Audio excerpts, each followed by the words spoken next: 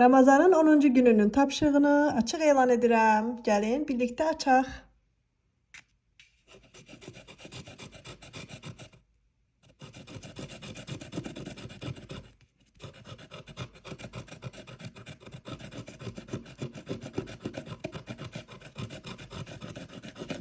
Wow, ne güzel tapşırıq çıxdı.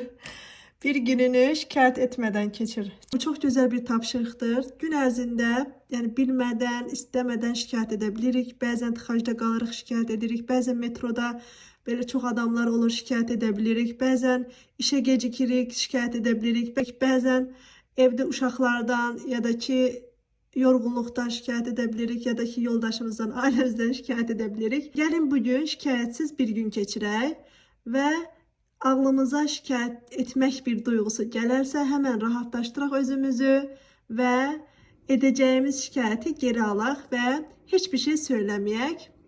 Ya sabır deyib keçək və bu günümüzü şikayətsiz keçirək və günün sonunda da belə ürəkli xanımlar, ürəkli bəylər yaza bilərlər ki, mən bu günümü şikayətsiz keçirdim və bu mənim üçün çox xoş olar. Rəylərdə yazarsınız dostlar.